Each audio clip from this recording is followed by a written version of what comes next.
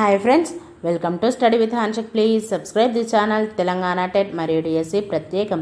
Telangana TET మరియు DSC social material మా యాప్లో అవైలబుల్ ఉంది. లింక్ డిస్క్రిప్షన్లో ఉంది. డౌన్లోడ్ చేసుకొని ఫోన్పే ద్వారా కానీ గూగుల్ పే ద్వారా కానీ పొందవచ్చు. 9494525644. 8th class social 19th lesson సాంఘిక మత సంస్కరణోద్యమాలు క్విక్ రివిజన్.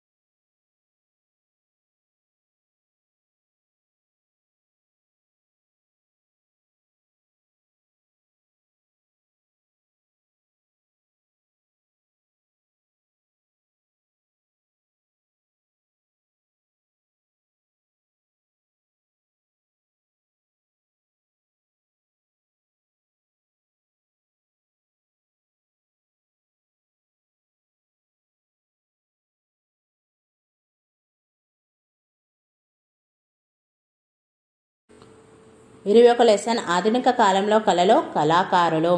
చుట్టుకాముడు తెలంగాణలో వ్యవసాయ కూలీల రోజువారీ శ్రమ నుండి రూపుదిద్దుకుంటున్న కళారూపం. వెన్నెల రాత్రులలో మహిళలు చుట్టుకాముడు పాటలు పాడుతూ లయబద్ధంగా చప్పట్లు కొడుతూ ఆడుతారు. యక్షగానం ప్రసిద్ధి తెలుగు జానపద కళారూపం. జగ్గుల భాగవతం లేదా వీధి భాగవతం, చిందు భాగవతం అని అంటారు. కళాకారులు లయబద్ధంగా నాట్యం చేస్తూ చిందులు వేయడం వల్ల దీనిని చిందు భాగవతం అంటారు. 13వ శతాబ్దం నుండి బాగా ప్రాచుర్యంలోకి వచ్చినట్లు పండితారాధ్య చరిత్ర, బసవ పురాణం వంటి గ్రంథాల ద్వారా తెలుస్తుంది. 4 రోడ్ల కూడళ్లలో వేదికపై పందిరి వేసి ప్రదర్శిస్తారు. ఇందులో నటన ప్రధానం కాదు, కానీ కథ యొక్క వివరణ చాలా ప్రధానమైంది. ఇది సంభాషణలో పాటలు మరియు పద్యాలతో కలిసి ఉంటుంది. యక్షగానంలో ముఖ్యమైన కథలు: సుగ్రీవ విజయం, బాలనాగమ్మ కథ, రంపరంపాల, చిత్రాంగద విలాసం, కృష్ణార్జున యుద్ధం మొదలైనవి యక్షగానంలో ప్రదర్శించే కొన్ని ముఖ్యమైన కథలు. గుసాడి ఆదిలాబాద్కి చెందిన రాజగోండ్లు దీపావళి సందర్భంగా చేసే నాట్యం. రాజగోండ్ల అలంకరణ: నెమలి ఈకలు, దుప్పి కొమ్మలతో అలంకరించుకుంటారు. రాజగోండ్ల సంగీతం డప్పు, తుడుం, పిప్రి, కలికోం వంటి వాద్య పరికరాలతో వాయిస్తారు. సదీర్ నాట్యం ఒకరు చేసే నాట్యం. సదీర్ నాట్యం చేసేది శతాబ్దాలుగా దేవాలయాల్లో దేవదాసీలు ఈ నాట్యం చేసేవారు. తమిళనాడులో రాజు దర్బారులో ప్రదర్శించేవారు. లంబాడీలు తెలంగాణలో లంబాడీలు పాక్షిక సంచార జాతులు. దసరా, దీపావళి, హోలీ వంటి పండగలప్పుడు వీరు ప్రదర్శనలు ఇస్తే ప్రజలు డబ్బులు ఇచ్చేవారు. లంబాడీల నాట్యాలు విత్తటం, నాటటం, కోయడం వంటి కదలికల ఆధారంగా వీరి నాట్యాలు ఉంటాయి. లంబాడీల బట్టలు పూసలు, అద్దాలతో కుట్టిన వీళ్ళ బట్టలు చాలా అందంగా ఉంటాయి. కురవంజి మహిళలు చేసే బృందనాట్యం. కురవంజి ప్రదర్శన ప్రత్యేకించి ప్రేమికుడి ప్రేమను పొందే అంశంతో అమ్మాయిలు సాహిత్యం లేదా కవితా రూపంలో ప్రదర్శించే బృందనాట్యం. కూచిపూడి ఆంధ్రప్రదేశ్లోని కూచిపూడి గ్రామానికి చెందిన ఒక నృత్య నాటకం. కూచిపూడిలో పాత్రలు. ఇందులో పాత్రలన్నింటినీ పురుషులే అభినయిస్తారు. ఇది పురాణాలకు సంబంధించిన కథాంశాలతో కూడినది. సంచార బైరాగులు ఫకీరు పాటలు, బైరాగి పాటలు, దండగానం, లత్కోరా సాబ్ మొదలైనవి పాడేవారు. ఫకీర్లు ఇవి తెలుగులో డెక్కని, ఉర్దూలోని కాకుండా 2 భాషలు కలిపి ఉండేవి. బుర్రకథ, గుళ్ళసుద్దులు వీటికి పెద్ద బృందం అవసరం. బుర్రకథ తెలుగులో కథ చెప్పే కళారూపం. కథకుడు అందెలు వేసుకొని ఆడుతూ తంబూరా మీటుతో కథ చెబుతూ రంగస్థలం మీద లయబద్ధంగా ముందుకి వెనక్కి కదులుతుంటాడు. కుడి చేయి బొటన వేలుకు అందెలో తొడుక్కొని పాటకు అనుగుణంగా తాళం వేస్తుంటాడు. బుర్రకథ శతాబ్దం 12-13వ శతాబ్దంలో వీరశైవ ఉద్యమ నేపథ్యంలో బుర్రకథ ఏర్పడింది. బుర్ర అంటే ప్రధాన కథకుడు కుడి భుజం మీదుగా వేసుకునే తంత్రి వాద్యమైన తంబూరా. బుర్రకథ ప్రదర్శించే కులాలు లేదా తెగలు. పిచ్చుగుండ్ల లేదా జంగాలు వంటి కులాలు లేదా తెగలకు సంబంధించి ఒకే కుటుంబానికి చెందిన 2 లేదా 3 ప్రదర్శిస్తారు. వంతగాళ్ళు బుర్రకథలో ప్రధాన కథకుడికి 1 లేదా 2 వంతగాళ్ళు ఉంటారు. కుడి చేతి వైపున ఉండే వంతగాడు పౌరాణిక, జానపద కథల్లో సైతం ప్రస్తుత సామాజిక, రాజకీయ అంశాలను చొప్పిస్తూ వ్యాఖ్యానిస్తుంటాడు. ఎడమ చేతి వైపు ఉండే వంతగాడిది ప్రధానంగా హాస్యగాని పాత్ర. డక్కి లేదా బుడిగి మట్టితో చేసిన మృదంగం లాంటి పరికరం బుర్రకథలో ఉపయోగిస్తారు. బుర్రకథలో పల్లవి: వినరా భారత వీర కుమార, విజయం మనదేరా, తందాన తాన. బుర్రకథ సమయం వివిధ దేవుళ్లను కీర్తిస్తూ సాయంత్రం మొదలవుతుంది. బుర్రకథను ప్రదర్శన ఎక్కువగా దసరా లేదా సంక్రాంతి పండుగ సందర్భాల్లో ప్రదర్శిస్తారు.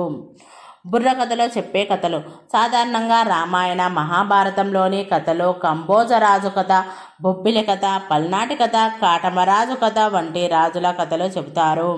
నాజర్ తెలంగాణ సాయుధ పోరాట సమయంలో అనేక బుర్రకథ ప్రదర్శనలు ఇచ్చాడు. బుర్రకథ పితామహుడు నాజర్. సుంకర సత్యనారాయణ 1944లో తెలంగాణ అనే బుర్రకథ రాశాడు. విష్ణోరి దేశ్ముఖ్ అనే భూస్వామి దౌర్జన్యాలు, అణచివేతకు వ్యతిరేకంగా ధైర్యంగా పోరాడిన ముస్లిం పేద రైతు షేక్ బంద్కి సాహసాలను వివరించే కథ ఇది. తోలుబొమ్మలాట సంచార కళాకారులు తెర వెనుక నుండి ప్రదర్శిస్తారు. తోలుబొమ్మలు 1 నుండి 6 అడుగుల వరకు ఉంటాయి. తోలుబొమ్మలాట కథనం సాంప్రదాయ తోలుబొమ్మలాటలో కథనం పాటలాగా ఉంటుంది. ప్రదర్శన సమయం సాయంత్రం,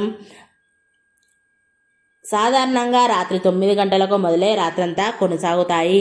తోలుబొమ్మలాటలో ఉండే కళాకారులు 8 నుండి 12 మంది కళాకారులు ఉంటారు.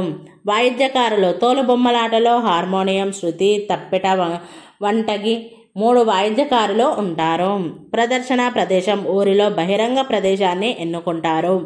తోలుబొమ్మలాటలో తెర చతురస్రాకారంలో 4 వెదురు బొంగలకు తెల్లని గుడ్డ కట్టి తెరగా ఉపయోగిస్తారు. తోలుబొమ్మలాటలో రామాయణ, మహాభారతం వంటి ఇతిహాసాలు, స్థానిక వీరగాథలకు సంబంధించిన అంశాలు.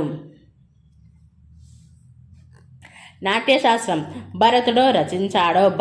భారతదేశంలోని సాంప్రదాయ నృత్యాలలో అనేకం తమ మూలాలు ఇందులో ఉన్నాయని పేర్కొంటాయి. భరతనాట్యం తమిళనాడుకు చెందిన ఒక ప్రత్యేక నాట్య రూపాన్ని సూచిస్తుంది. సదీర్ నాట్యం నుండి ఉద్భవించింది. సదీర్ నాట్యం దేవాలయాల్లో ఆరాధనలో భాగంగా దేవదాసీలు ప్రదర్శించేవారు. దేవదాసీలు దేవాలయాలలో సేవలకు అంకితం చేసిన దాసీలు. నట్టు ఉన్నవాళ్ళు నాట్యం నేర్పే గురువులు. వీళ్ళు దేవదాసీలకు పుట్టిన మగ సంతానం. దేవదాసీ వ్యవస్థ ఆలయాల్లో లేదా దేవుళ్లకు ఆడపిల్లలను అంకితం చేయటం. 1934 నుండి 47 బొంబాయి, మద్రాసు రాష్ట్రాలలో 1934-47 మధ్య దేవదాసీ వ్యవస్థను రద్దు చేస్తూ చట్టం చేశారు.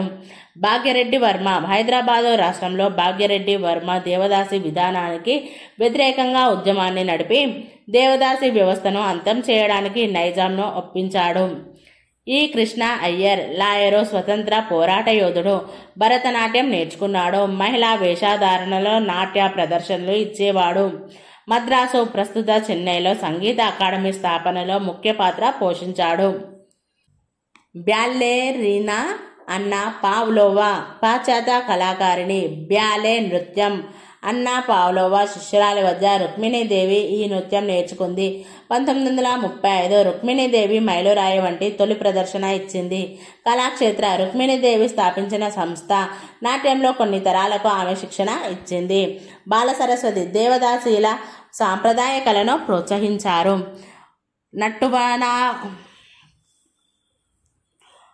నట్టువనార్ల గ్రామాలు పాండనల్లూర్, వజపూర్, తాంజావూర్ ఈ పేరుతో ప్రఖ్యాతిగాంచిన వైవిధ్యభరిత నాట్య రీతులు గుర్తింపు పొందాయి.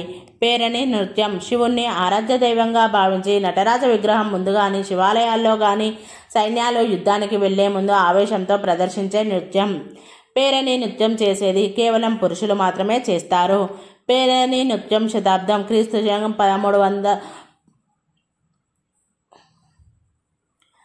శకం 13వ శతాబ్దం నుండే జాయాప సేనాని, కాకతీయ గణపతి దేవుని భావమర్ది మరియు గజసాహిని నృత్య రత్నావళి.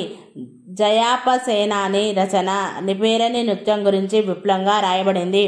పేరణి నృత్య గుర్తింపు నటరాజ రామకృష్ణ అతని శిష్య బృందం పేరణి నృత్యానికి ప్రపంచవ్యాప్త గుర్తింపు తెచ్చారు. డప్పు నాట్యం మేకతోలుతో చేసిన వాద్య పరికరమైన డప్పులను పుల్లలతో కొడుతుంటే పుట్టుకొచ్చే నాద ప్రభంజనం. 15 నుండి 20 మంది కాళ్లకు గజ్జలు కట్టి డప్పులను వాయిస్తూ చేసే నాట్యం. ఉద్యమం కోసం తెలంగాణ కళాకారులు కొత్త బుర్ర కథలను రాసి ప్రదర్శించారు. వీటిలో ముఖ్యమైనవి తెలంగాణ వీరయోధులు, తిరునగిరి రామాంజనేయులు, నైజాం విప్లవం, ఆదూరి అయోధ్యరామ, కాసిం రజ్వీ, ఎస్.కె. చౌదరి, కష్టజీవి సుంకర సత్యనారాయణ.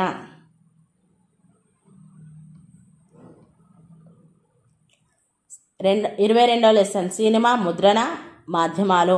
నాటకాలు భువన విజయం, కన్యాశుల్కం, బొబ్బిలి యుద్ధం, వర విక్రయం అనేవి నాటకాలు. భారతదేశంలో సినిమా పుట్టుక 1896 జూలై 7న ముంబైలో వాట్సన్ హోటల్లో ల్యూమినియర్ సోదరుల మొదటి బహిరంగ ప్రదర్శనతో జరిగింది. విలియం ఫ్రీస్ గ్రీన్ అంచులలో రంధ్రాలు ఉండే సెల్యులాయిడ్ ఫిలిం ఉపయోగించి సెకనుకు 10 ఫోటోలు తీయగల కెమెరాను 1887 సంవత్సరంలో రూపొందించాడు. వుడ్విల్ లతామ్ సినిమా ప్రొజెక్టర్ను 1895లో కనుగొన్నాడు. తెలుగులో సినిమాలుగా తీసిన నాటకాలు వర విక్రయం, సత్యహరిశ్చంద్ర, కన్యాశుల్కం. టాకీలు మాటలతో కూడిన సినిమాలు. భీష్మ ప్రతిజ్ఞ తెలుగులో మొదటి మూకీ చిత్రం. భక్త ప్రహ్లాద తెలుగులో మొదటి టాకీ చిత్రం 1931లో విడుదల అయింది. నిర్మాత హెచ్.ఎం. రెడ్డి. ఆలం ఆరా హిందీలో మొదటి టాకీ సినిమా 1931లో విడుదలైంది. నిర్మాత అర్దేషర్ ఇరానీ. రఘుపతి వెంకయ్య తెలుగు చిత్ర పరిశ్రమకు ఆద్యుడు. బందరులో పుట్టాడు. గేటి పేరుతో సినిమా స్టూడియో నిర్మించాడు. తెలుగు చిత్ర పరిశ్రమకు ఎనలేని సేవలు చేశాడు. రఘుపతి వెంకయ్య అవార్డు ఆంధ్రప్రదేశ్ ప్రభుత్వం తెలుగు చిత్ర పరిశ్రమకు గణనీయమైన సేవలు చేసిన వాళ్లకు ప్రతి సంవత్సరం అందిస్తుంది. మాలపిల్ల 1938లో విడుదలైంది. ప్రధాన అంశం అంటరానితనం, దళితుల ఆలయ ప్రవేశం. హీరో చౌదరయ్య గాంధేయవాది. రైతు బిడ్డ 1939లో విడుదలైంది. జమీందారీ వ్యవస్థలో రైతాంగ కష్టాలను చూపిస్తుంది. గాంధీ 1982లో విడుదలైంది. రిచర్డ్ అటన్బరో తీసిన చిత్రం. మా భూమి నరసింగరావు దర్శకత్వం వహించారు. ఇందులో ప్రసిద్ధి చెందిన పాటలు: బండెనిక బండి కట్టి పల్లెటూరి పిల్లగాడ పసులగానసే మునగాడ. కొమరంభీం జూలై 2010లో విడుదలైంది. హీరో ముకుందం గారి భూపాల్ రెడ్డి. దర్శకుడు అల్లాని శ్రీధర్. దర్శకుని తొలి ఉత్తమ చిత్రం శ్రేణిలో జాతీయ బహుమతి లభించింది. జాతీయ సమగ్రతకు ఉత్తమ చిత్రం బహుమతితో పాటు రాష్ట్ర స్థాయిలో అనేక నంది బహుమతులు లభించాయి. 1940 అక్టోబర్ 22 బాబేజూరి వద్ద నైజాం ప్రభుత్వంతో పోరాటంలో కొమరం భీం మరణించాడు. మన దేశం పాట 1949 వెడలిపో తెల్లదొర వెడలిపో. దొంగరాముడు 1955 భలే తాత మన బాపూజీ పాట దొంగరాముడు చిత్రంలోనిది. కాగితం 11వ శతాబ్దంలో కనుగొన్నారు. ముద్రణ యంత్రం 15వ శతాబ్దంలో జాన్ గుటెన్బర్గ్ కనుగొన్నారు. ది పెకింగ్ గెజిట్ క్రీస్తు శకం 618 చైనా నుండి ప్రచురితమైంది. మొట్టమొదటి పత్రికగా పరిగణిస్తారు. 618 సంవత్సరంలో ముద్రితమైంది. ఆక్స్ఫర్డ్ గజెట్ ఆధునిక భావనలో మొదటి దినపత్రిక. 1655లో లండన్లోని ఆక్స్ఫర్డ్ నుండి ప్రచురితమైంది. పబ్లిక్ అకరెన్సెస్ 1690లో మొదలైంది. అమెరికాలోని మొదటి వార్తాపత్రిక. బెంగాల్ గజెట్, కలకత్తా అడ్వైజర్ భారత్లోని మొదటి వార్తాపత్రిక. కలకత్తా నుండి 1780లో ప్రచురితమైంది. భారతదేశ 2వ, 3వ, 4వ వార్తాపత్రికలు. 2వ పత్రిక ఇండియన్ గెజెట్, 3వ పత్రిక కలకత్తా గెజెట్, 4వ పత్రిక బెంగాల్ జర్నల్. ఇవన్నీ కలకత్తా నుండి వెలువడ్డాయి. కృష్ణా పత్రిక తెలుగులో మొదటి దినపత్రిక. సంపాదకుడు ముట్నూరి కృష్ణారావు. యంగ్ ఇండియా 1918 గాంధీ స్థాపించిన పత్రిక. నవజీవన్ గాంధీ గుజరాతీ భాషలో నవజీవన్ అనే పత్రికను స్థాపించాడు. హరిజన్ సంపాదకుడు మహదేవ్ దేశాయి. గాంధీ హరిజన్ పత్రికకు విరివిగా వ్యాసాలు రాసేవాడు. మోనోటైప్, లీనోటైప్ దినపత్రికలను మొదట చేతితో కంపోజింగ్ చేసేవారు. తర్వాత మనోటైప్, లీనోటైప్. ప్రస్తుతం టైప్ టెస్టింగ్, కంప్యూటర్లో ఆఫ్సెట్, లేజర్ ముద్రణ వాడుకలోకి వచ్చాయి. వెట్టి చాకరీ రద్దు నిజాం పరిపాలనలో భాగస్వాములు, జాగీర్దారులు హైదరాబాదు స్టేట్లో ప్రజలకు కలిగిస్తున్న బాధల పట్ల ప్రజలను చైతన్యం చేయడానికి ఆంధ్ర మహాసభ ముద్రించిన కరపత్రం ఇది. పత్రికా స్థాపన సంపాదకుడు అమృత్ బజార్ 1968. శిశిర్ ఘోష్ బెంగాలీ 1822. సురేంద్రనాథ్ బెనర్జీ ది హిందూ 1878. జి సుబ్రహ్మణ్యం అయ్యర్ కేసరి 1881. బాలగంగాధర్ తిలక్ పత్రిక సంపాదకుడు. నీలగిరి పత్రిక శబ్దవీషు వెంకటరామ నరసింహారావు అప్పటి నల్గొండ చెందినవాడు. తెనుగు పత్రిక వద్దిరాజు సోదరులు అప్పటి వరంగల్ జిల్లాలోని ఇనగుర్తి నుండి వెలువడింది. గోలకొండ పత్రిక సురవరం ప్రతాపరెడ్డి ప్రజల్లో జాతీయ భావాలను కలిగించడానికి వెలువడింది. రయ్యత్ పత్రిక ఉర్దూ మందుమల నరసింగారావు రైతు సమస్యలను వెలుగులోకి తెచ్చింది. ఇమ్రోజ్ షోయబుల్లా ఖాన్ నిజాం నియంతృత్వ పాలనను, భూస్వాముల గూండాయుజాన్ని విమర్శిస్తూ ఈ పత్రికలో వ్యాసాలు రాశాడు. 23వ లెసన్ క్రీడలు, జాతీయత, వాణిజ్యం.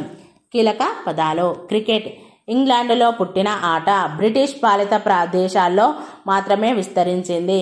గ్రామస్తులు ఖాళీ మైదానాల్లో ఆడేవారు. 19వ శతాబ్దం చివరి నాటికి క్రికెట్ పెద్ద మనుషుల, సంపన్నుల ఆటగా ప్రసిద్ధి చెందింది. క్రికెట్ ఆవిర్భవించిన సంవత్సరం 1877. భారతీయ క్రికెట్ బొంబాయిలో పుట్టింది. ఈ ఆటను మొదట చేపట్టిన వారు తక్కువ సంఖ్యలో ఉన్న పార్సీలు. ఫుట్బాల్, హాకీ ఇంగ్లాండ్కు చెందిన ఆటలు ప్రపంచమంతా ఆదరణ పొందాయి. ఓరియంటల్ క్రికెట్ క్లబ్ ఇది భారతదేశ మొదటి క్రికెట్ క్లబ్. పార్సీలో 1848లో బొంబాయిలో స్థాపించారు.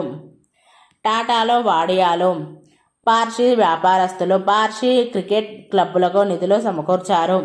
బాంబే జింకానా తెల్ల జాతి వారికే పరిమితమైనది. పార్కింగ్ ప్రదేశం వినియోగించుకోవడంలో పార్సీ క్రికెటర్లతో తెల్ల జాతి వారు గొడవపడ్డారు. పార్సీ జింకానా పార్సీలో క్రికెట్ ఆడడానికి ఏర్పాటు చేసుకున్నారు. 1889 క్రికెట్లో బాంబే జింకానాని ఒక పార్సీ బృందం ఓడించింది. హిందూ జింకానా, ముస్లిం జింకానా 1890 నాటికి వీటి ఏర్పాటు కోసం హిందూ ముస్లింలు నిధుల సమీకరణలో మునిగిపోయారు. మొదటి శ్రేణి క్రికెట్ పోటీలు జింకానాల క్రికెట్ చరిత్ర కారణంగా మత, జాతి ఆధారంగా ఉండేవి. వలస పాలనలో క్రికెట్ బృందాలు మతాల వారీగా ఉండేవి. పంచముఖ పోటీ క్రికెట్ పోటీలో 5 బృందాలు ఉండేవి. యూరోపియన్లు, పార్సీలు, హిందువులు, ముస్లింలు, ఇతరులు. 1932 భారతదేశం టెస్ట్ క్రికెట్ ఆడే దేశం అయింది. 1970 అంతర్జాతీయ క్రికెట్ నుండి దక్షిణాఫ్రికాను బహిష్కరించిన సంవత్సరం. 1970ల దశకం క్రికెట్ మార్పులకు గురైంది. 1971 మెల్బోర్న్లో ఇంగ్లాండ్, ఆస్ట్రేలియాల మధ్య మొదటి ఒకరోజు అంతర్జాతీయ పోటీ జరిగింది. 1975 మొదటి ప్రపంచ కప్ పోటీని విజయవంతంగా నిర్వహించారు. 1977 టెస్టు మ్యాచ్లు మొదలై 100 సంవత్సరాలు అయింది. క్రికెట్ పూర్తిగా మార్పులకు గురైంది. ఈ మార్పులకు కారణం కెర్రీ పాకర్ ఆస్ట్రేలియా టెలివిజన్ సామ్రాట్ క్రికెట్ బోర్డుల ఇష్టానికి వ్యతిరేకంగా 51 మంది ప్రపంచ ప్రముఖ క్రికెట్ ఆటగాళ్లతో ఒప్పందం కుదుర్చుకున్నాడు. వరల్డ్ సిరీస్ క్రికెట్ ఈ పేరుతో 2 ఏళ్ల పాటు అనధికారికంగా ఒకరోజు అంతర్జాతీయ పోటీలు నిర్వహించినది కెర్రీ పాకర్. ఈ పోటీలు పాకర్ సర్కస్గా పేరు పొందాయి. దక్షిణాసియా క్రికెట్కు ప్రపంచంలో అతిపెద్ద మార్కెట్ ఉండడం వల్ల దీని కేంద్రం దక్షిణాసియాకు మారింది. ఐసీసీ ప్రధాన కార్యాలయం లండన్ నుండి పన్నులు విధించని దుబాయ్కి మారింది. బౌలింగ్లో 2 గొప్ప పరిణామాలు. దూస్రా, రివర్స్ స్వింగ్ వీటికి పాకిస్తాన్ బీజం వేసింది. బ్రిటన్, ఆస్ట్రేలియా వంటి దేశాలు ఈ 2 పద్ధతులు అనుమానించాయి. దూస్రా, రివర్స్ స్వింగ్ ఉపఖండంలోని స్థితులకు అనుగుణంగా రూపొందాయి. దూస్రా ఫింగర్ స్పిన్కు చరమగీతం పాడుతున్న పరిస్థితుల్లో దూస్రా ప్రయోగం విజయవంతం అయింది. రివర్స్ స్వింగ్ నిర్మలమైన ఆకాశం క్రింద వికెట్టు పడని దుమ్ము పరిస్థితుల్లో బంతిని కదిలించడానికి ఇది ఉపయోగపడింది. 1980ల వరకు అంతర్జాతీయ హాకీ రంగంలో భారత్దే పైచేయి. గాంధీ ప్రకారం క్రీడలు శరీరం, మనస్సు మధ్య సమతుల్యానికి క్రీడలు అవసరం. 1915 ఏప్రిల్ 17 లాజారస్కి గాంధీ లేఖ రాశాడు. లాజారస్కి గాంధీ రాసిన లేఖ: ఆరోగ్యకరమైన శరీరాలు ఫుట్బాల్ మైదానంలో తయారు కావు, మొక్కజొన్న పంట పొలాల్లో తయారవుతాయి. 1927 నవంబర్ 24 మహీంద్రా కళాశాలలో గాంధీ ఉపన్యాసం. మహీంద్రా కళాశాల ఉపన్యాసం: జాతీయ క్రీడలు, సాంప్రదాయ ఆటలను పునరుద్ధరించడంలో మీ సంస్థ ముందుండాలి అని మహీంద్రా కాలేజ్లో గాంధీ ఉపన్యాసం ఇచ్చాడు. జిహెచ్ విహారీ ఆంధ్రప్రదేశ్కు చెందినవాడు. 19 సంవత్సరాల లోపు ప్రపంచ కప్ గెలుచుకున్న భారత బృందంలో సభ్యుడు. ప్రపంచ కప్ తుది పోరులో వీరి బృందం ఆస్ట్రేలియానే ఓడించింది.